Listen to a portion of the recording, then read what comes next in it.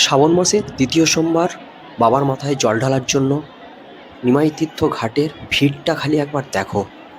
আজ শ্রাবণ মাসের দ্বিতীয় সোমবার বাবার মাথায় জল ঢালা সম্পন্ন করলাম। 2026 সালে এই তারকেশ্বরের শ্রাবণী মেলা জাতীয় মেলার মর্যাদা পেয়েছে। সরকার বদলের সাথে সাথে বেশ কিছু পরিবর্তন এসেছে। একেবারে রাস্তাঘাট থেকে শুরু করে লাইটিং ব্যবস্থা, সেবা কেন্দ্র, সমস্ত কিছুতে একেবারে ঢেলে সাজানো হয়েছে এই মেলাকে। আর সমস্ত কিছুই থাকছে আজকের এই ভিডিওতে। এখন তোমরা যেটা দেখতে পাচ্ছ এটা হচ্ছে তারকেশ্বরের দুধপুকুরের লেজার লাইট শো।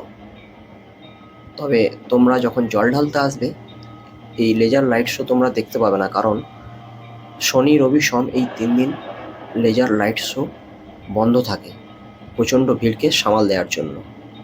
এর জন্য তোমাদের বাকি যে দিনগুলো আছে 7টা থেকে 8:30টার মধ্যে আসলে পারে তোমরা এই লেজার লাইট শো দেখতে পাবে।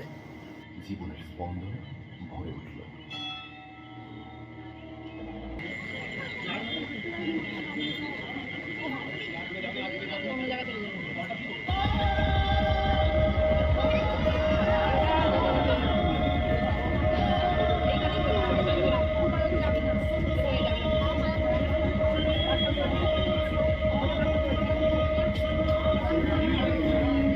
আজ শ্রাবণ মাসের 9 তারিখ রবিবার, কাল সোমবার বাবার মাথায় জল ঢালার উদ্দেশ্যে চলে এসেছি সিঙ্গুর থেকে শেওড়াফুলি স্টেশন। যাবো নিমাই তীর্থের ঘাট, জল তুলবো আর পায়ে হেঁটে 36 কিলোমিটার পায়ে দিয়ে যাব বাবার ধাম অর্থাৎ বাবার বাড়ি। যে সমস্ত বন্ধুরা দূর দূরান্ত থেকে আসতে চাইছো তাদের বলে রাখি, তাদের সবাইকেই আসতে হবে এই শেওড়াফুলি স্টেশনে। সাউথ ইস্টার্নের দিক থেকে যে সমস্ত বন্ধুরা আসতে চাইছো, যেমন মেদিনীপুর, পাঁশকুড়া, খড়গপুর, তো তোমাদের প্রথমেই চলে আসতে হবে হাওড়া স্টেশন এবং ওখান থেকে মেন লাইন লোকালগুলোকে ধরে চলে আসতে হবে এই শেওড়াফুলি স্টেশন। আর যে সমস্ত বন্ধুরা শিয়ালদার দিক থেকে আসতে চাইছো, রানাঘাট, কৃষ্ণনগর এই সমস্ত দিক থেকে আসতে চাইছো, তাদের আসতে হবে প্রথমে ব্যারাকপুর স্টেশনে। আর ব্যারাকপুর স্টেশনে আসার পরেই ঠিক স্টেশনের সামনেই তোমরা পেয়ে যাবে অটো। সেই অটো ধরে চলে আসতে হবে শেওড়াফুলি ঘাট। শেওড়াফুলি ঘাটে এসে লঞ্চ পার হয়ে তোমাদের এপারে চলে আসতে হবে। চলো এখন আমি ওভারব্রিজ ধরবো। এখন আমি দাঁড়িয়ে আছি 4 নম্বর প্ল্যাটফর্মে। দেখো ভিড় দেখো খালি। সাধারণত 1 নম্বর, 2 নম্বর ও 3 নম্বর এই প্ল্যাটফর্মগুলোই তারকেশ্বরের জন্য ইউজ করা হয়, আর বাকিগুলো ব্যান্ডেল অথবা বর্ধমানের দিকে লাইনের জন্য ইউজ করা হয়। এখন আমি ওভারব্রিজ ধরে যাব 6 নম্বর প্ল্যাটফর্মের দিকে। 6 নম্বর প্ল্যাটফর্ম দিকে গিয়ে আমি এক্সিট করব এবং লোকাল রুট ধরে যাব নিমাই তীর্থের ঘাট। ভিড় দেখো কিরকম বন্ধুরা। এত ভিড়ে তোমরা কেউ লেভেল ক্রসিং পার করার চেষ্টা করবে না, কারণ প্রচুর ভিড় আর এখানে মেল ট্রেন থাকে, যে কোনো সময় বিপদ ঘটে যেতে পারে। তাই আমরা এখন ওভারব্রিজ ধরবো আর ওভারব্রিজ থেকে আমরা যাব 6 নম্বর প্ল্যাটফর্মের দিকে।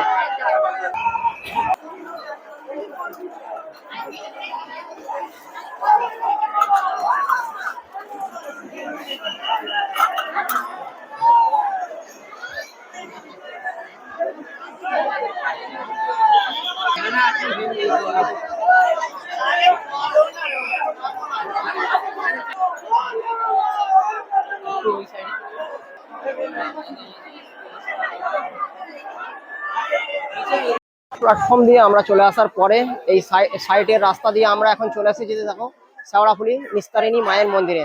এখন আমরা এই নিস্তারিণী মায়ের মন্দিরে নমস্কার জানিয়ে আমরা আগের যাত্রা শুরু করব।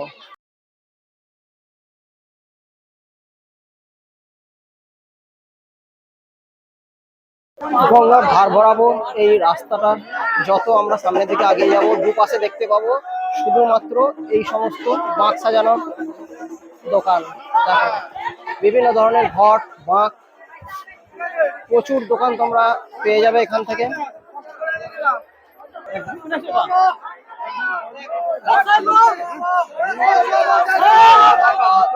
শ্রাবণ মাসের দ্বিতীয় সপ্তাহ আর দেখো বাবার যাত্রীদের ভিড় দেখো। লাখো লাখো ভক্ত চলেছে বাবার উদ্দেশ্যে।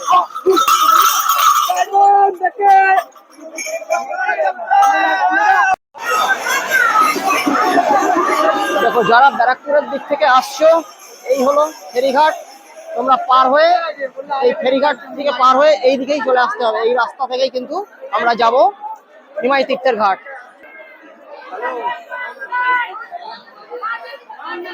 এই দোকান থেকেই আমি মাটির ঘটগুলো সংগ্রহ করে নেব। এইগুলো হলো 70 টাকা জোড়া, একটু বড় সাইজ এগুলো 100 টাকা জোড়া। মাটির ঘট কিন্তু এগুলো। এছাড়াও এখানে সমস্ত কিছুই তোমরা পেয়ে যাবে, প্লাস্টিকের ঘট, হাতে ঝোলানোর যে সিকেগুলো পাওয়া যায় সেই সিকা, সমস্ত কিছু, বাঁক সাজানোর সমস্ত সরঞ্জাম, সমস্ত কিছুই তোমরা এখান থেকে পেয়ে যাবে। আমি এই মাটির ঘটগুলোই সংগ্রহ করেছিলাম। তারকেশ্বর সম্পূর্ণ বাম দিকে, যারা জল তুলে নিয়েছেন সম্পূর্ণ বাম দিকে চলে যান। যারা তারকেশ্বর যাবেন জল নিয়েছেন সম্পূর্ণ বাম দিকে চলে যান। যারা জল তুলে নিয়েছেন সম্পূর্ণ বাম দিকে চলে যান।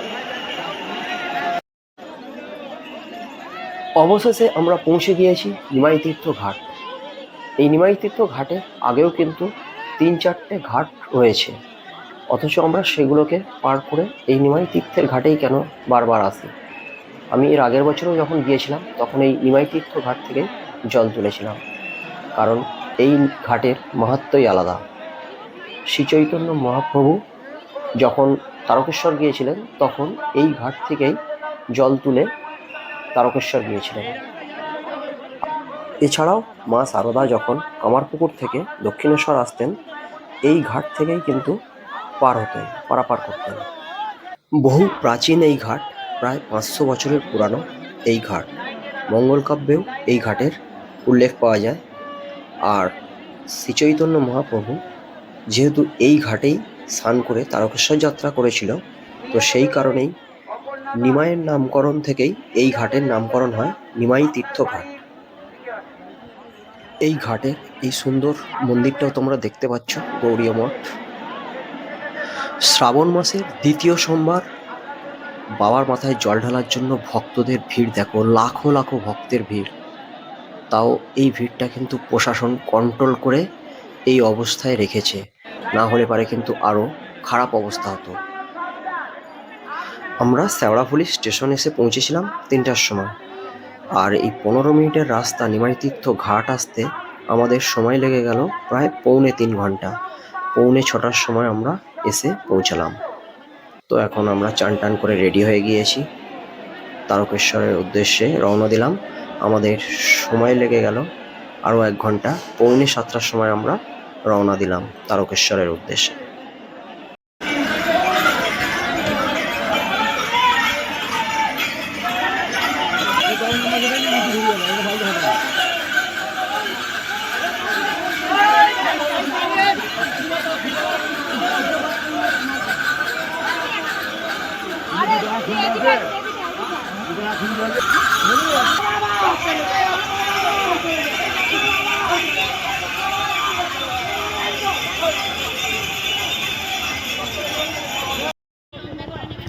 শেওড়াফুলি থেকে তারকেশ্বর পর্যন্ত 1 থেকে 2 কিলোমিটার ছাড়াই কিন্তু তোমরা এই জলের ব্যবস্থা পেয়ে যাবে।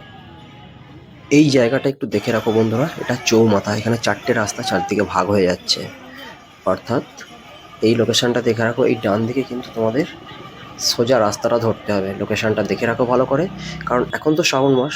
যখন অন্য সময় কোনো দর্শক বন্ধু যদি আসো, রাস্তায় কোনো যাত্রী বাবার নাও থাকে, তাহলেও দেখো তোমরা এই লোকেশনটা দেখে এই রাস্তাটা কিন্তু তোমরা ধরে নিতে পারবে। আর এরপর কিন্তু সিধা রাস্তা।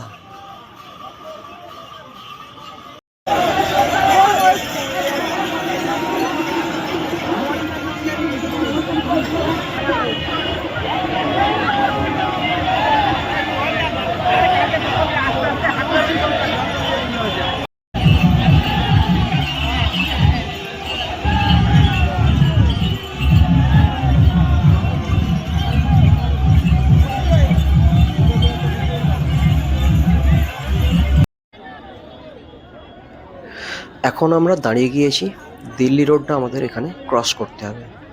আর সিগন্যাল রেড, গাড়ি চলাচল করছে। যতক্ষণ না পর্যন্ত গ্রিন হচ্ছে ততক্ষণ পর্যন্ত কিন্তু আমাদের অপেক্ষা করতে হবে। এখন সিগন্যাল হয়ে গিয়েছে, আর এই যে গেট খুলে দিল, এখন আমরা পার হয়ে যাব। তোমরা বন্ধুরা খুব সাবধানে থেকো, কারণ এই জায়গাটা জীবনের কোনো ঝুঁকি নিয়ে পারাপার হতে যাবে না যতক্ষণ না সিগন্যাল হচ্ছে। গ্রিন সিগন্যাল হলে তবেই কিন্তু তোমরা এই রাস্তাটা ক্রস করো। পুরুষ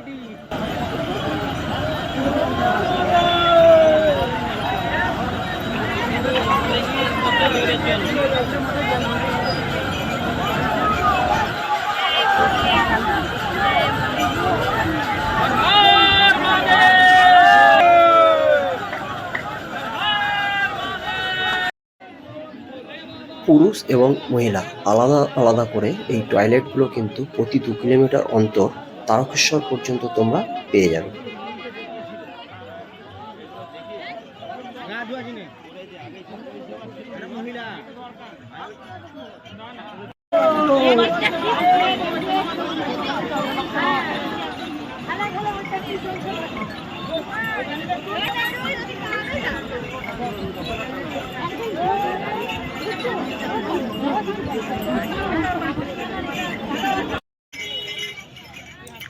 রাস্তার বাঁদিকে যদি তোমরা একটু লক্ষ্য করো, দেখো বোর্ডে দেখা যাচ্ছে সামনেই রয়েছে নসিবপুর স্টেশন। যদি খুব প্রয়োজন হয়ে পড়ে কারো, এই লোকেশনটা দেখে রাখো, এখান দিয়েই তোমাদের চলে যেতে হবে নসিবপুর স্টেশন। কারণ এতক্ষণ পর্যন্ত রেল স্টেশন দূরে থাকলেও এখান থেকেই আমরা কাছাকাছি কিন্তু রেল স্টেশন পেয়ে যাব।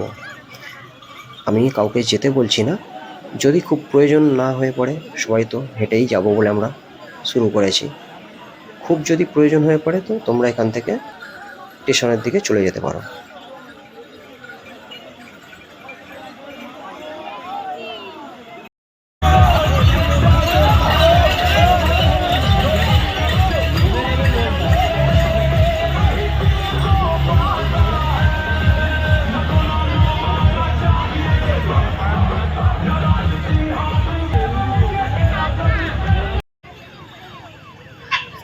এতক্ষণে আমরা 10 কিলোমিটার পথ অতিক্রম করে চলে এসেছি সিঙ্গুর ডাকাতকালী মন্দিরের কাছাকাছি। বাঁদিকের বোর্ডে তোমরা দেখতেই পেলে। আর এখান থেকেই দুটো রাস্তা কিন্তু দুদিকে ভাগ হয়ে যাচ্ছে। বাঁদিকে যে রাস্তাটা যাচ্ছে এটাই ডাকাতকালী মন্দির আর সিঙ্গুর বাজারের উপর দিয়ে যাবে। আর ডান দিকে যে রাস্তাটা চলে যাচ্ছে এটা দুর্গাপুর হাই রোডের উপর দিয়ে কিন্তু সরাসরি যাবে। এখন আমরা চলে এসেছি সিঙ্গুর ডাকাতকালী মন্দিরের সামনে। এখানে মায়ের কাছে জল ঢালবো। যেহেতু আমরা সিঙ্গুরবাসী তো অবশ্যই আমরা জল ঢালবো। আর এই মন্দিরের মা কিন্তু ভীষণ জাগ্রত। কথিত আছে মা শারদা যখন ঠাকুর রামকৃষ্ণদেব অসুস্থ ছিলেন, ওনাকে দেখতে যাচ্ছিলেন, সেই সময় এখানে গগন ডাকাত পথে আটকায় মাকে। আর মায়ের তখন এই রূপ দর্শন করে। ডাকাতরা বুঝতে পারে ভুল, শ্মশান মনে মুক্ত করে, আর তখন থেকেই মায়ের এখানে পূজা অর্চনা শুরু করে। এই সেই গগন ডাকাত ও রঘু ডাকাতের তৈরি করা মূর্তি। তো এখন আমরা এই মায়ের কাছে জল ঢালবো। এখন আমাদের জল ঢালা কমপ্লিট। তো আমরা সামনের দিকে রাস্তাটাতে না গিয়ে আমরা ব্যাকে 200 মিটার গিয়ে হাই রোডের উপর দিয়ে যে রাস্তাটা যাচ্ছে সেই রাস্তাটাকে আবার ধরবো। তার কারণ এই রাস্তায় যদি আমরা যাই, পরপর দুটো 10 নম্বর এবং 12 নম্বর রেলগেট পড়বে। অর্থাৎ রেলওয়ে ক্রসিংয়ের জন্য আমাদের আরও অনেক লেট হয়ে যেতে পারে। একেই অনেক লেট হয়ে গিয়েছে। তো সেই কারণে আমরা 200 মিটার ব্যাকে এসে দেখো এই সোজা রাস্তাটা ধরেছি। এই রাস্তার ধার দিয়ে গেলেই কিন্তু আমি আমার বাড়ির পাশ দিয়েই যাব। সেই কারণে নয়, আমি এসেছি এই রাস্তায় কারণ আমার রাস্তার পাশে যে মন্দিরকে আমি ক্রস করে প্রতিদিন কাজে যাই, তো সেই মন্দিরে মায়ের কাছে জল ঢালবো বলে আমি আরও এই রাস্তাটা ধরেছি। এখন আমরা রয়েছি এই সিঙ্গুর ব্রিজের ওপর, আর নিচে দিয়ে দুর্গাপুর হাই রোড চলে যাচ্ছে। রাত্রির এখন প্রায় 11টা বাজে। যদি এটা সন্ধ্যার সময় হতো তাহলে কিন্তু এই রেলিংয়ের ধারে দেখতে পেতাম প্রচুর আশেপাশের গ্রামের মানুষজন, আর তাদের সঙ্গে কিন্তু আমরাও থাকতাম। কারণ এই জলযাত্রীদের দেখার জন্য এসে ভিড় করতাম। কিন্তু আজ আমি সেই পথে নিজেই। এখন আমরা পৌঁছে গিয়েছি বাড়ির কাছে, সেই মন্দিরের কাছে। দেখো, দেখতেই পাচ্ছ এখান থেকে সিঙ্গুর স্টেশন হাঁটা পথে 5 মিনিট। অর্থাৎ তোমরা যদি এখান থেকে স্টেশনে যেতে চাও তো 5 মিনিটেই তোমরা সিঙ্গুর স্টেশনে পৌঁছে যেতে পারো। এখন আমি এখানে মাকে প্রণাম জানাবো।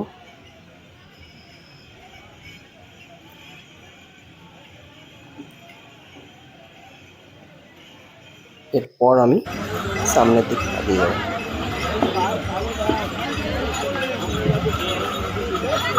এখন আমরা সেই জায়গায় পৌঁছে গিয়েছি যেখানে ওই দুটো রাস্তা যে ভাগ হয়ে গিয়েছিল সেই দুটো রাস্তা কিন্তু আবারও এখানে এসে এক হয়ে যাচ্ছে। এই দেখো, বাজারের দিক থেকে ওই রাস্তাটা আসছে আর এই রাস্তায় আমরা এসেছি।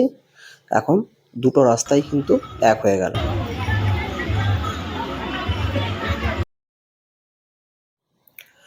কামারকুণ্ডু স্টেশনের কিছুটা আগেই রয়েছে একটা সেবা শিবির, আর এখানেই আসলো একটু জোরে বৃষ্টি, আর সেই সুযোগে আমরা এই সেবা শিবিরে একটু বিশ্রাম নিয়ে নেব যতক্ষণ না পর্যন্ত বৃষ্টিটা একটু কম হচ্ছে। দেখো, এখানে কিন্তু সব রকমের সুবিধাই রয়েছে, বসা শোয়া থেকে শুরু করে সমস্ত কিছু। বৃষ্টি থামতে আমরা আবারও বেরিয়ে পড়েছি, আর এখন আমরা রয়েছি কামারকুণ্ডু ওভারব্রিজের ওপরে। দেখো, এখানে কর্ড লাইনকে আমরা উপর দিয়ে ক্রস করছি, নিচে দিয়ে চলে যাচ্ছে কামারকুণ্ডু রেল স্টেশন। দূর থেকে দেখা যাচ্ছে, দেখো লাইটগুলো যে জ্বলছে, যেহেতু অনেক রাত্রির হয়ে গিয়েছে সেইভাবে বুঝতে পারা যাচ্ছে না। আর ওই উপর দিয়ে দেখো যে লোকাল ট্রেনটা যাচ্ছে, নিচে কামারকুণ্ডু স্টেশন, উপর দিয়ে চলে যাচ্ছে তারকেশ্বর, অর্থাৎ কামারকুণ্ডু থেকে সিঙ্গুরের দিকে ওই লোকাল ট্রেনটা কিন্তু যাচ্ছে। রাত্রির হয়ে যাওয়ার কারণে ভিডিওটা হয়তো সেইভাবে বোঝা যাচ্ছে না।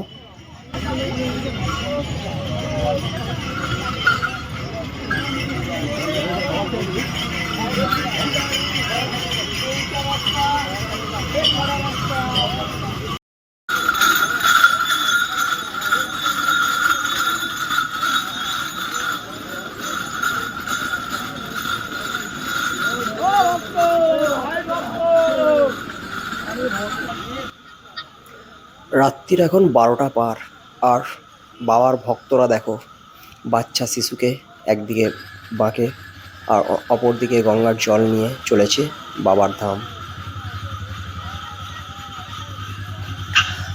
এতক্ষণে আমরা পৌঁছেছি নালিকুল, এটাই সেই নালিকুল বটতলা।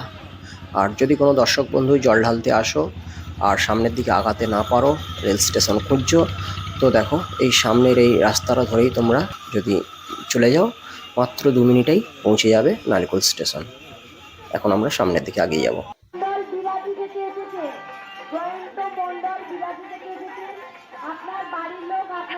অবশেষে আমরা 21 কিলোমিটার পথ অতিক্রম করে পৌঁছে গিয়েছি মালিয়া। আর এখানেই কিন্তু প্রচুর ভক্তরা বিশ্রাম নেয়, আর এখানে বিশ্রাম নেওয়ার জায়গাও আছে প্রচুর। আমরাও এখানে বেশ কিছুটা সময় বিশ্রাম নেব, তারপরে আবার সামনের দিকে আগাবো। আমরা কিন্তু পরবর্তী পথ চলা যখন শুরু করলাম ততক্ষণে রাত পার হয়ে সকাল হয়ে গিয়েছে। এই ওয়েলকাম গেটের সামনে এসে কিন্তু আমরা একটা জিনিস মিস করছি, কারণ রাত্রি থাকা অবস্থায় যদি আমরা আসতাম, এখানেই ছিল কিন্তু আলোকসজ্জায় সজ্জিত।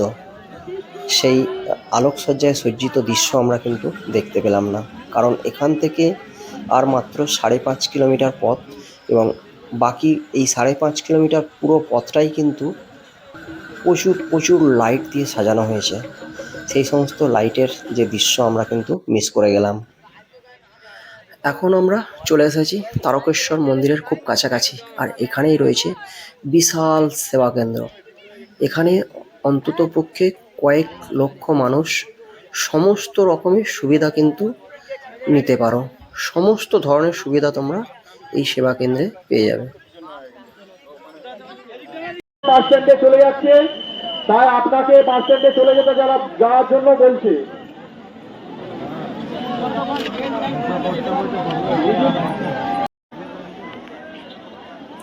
এখন কিন্তু আমরা বাবার খুব কাছাকাছি চলে এসেছি, কারণ মেন রাস্তা ছেড়ে বাবার মন্দিরে যাওয়ার রাস্তায় প্রবেশ করে গিয়েছি। সামনে আর 3টে গেট, হয়তো 1/2 কিলোমিটারের একটু বেশি হবে, আর এইটুকু পরীক্ষা দিতে পারলে কিন্তু আমরা পৌঁছে যাব বাবার কাছে।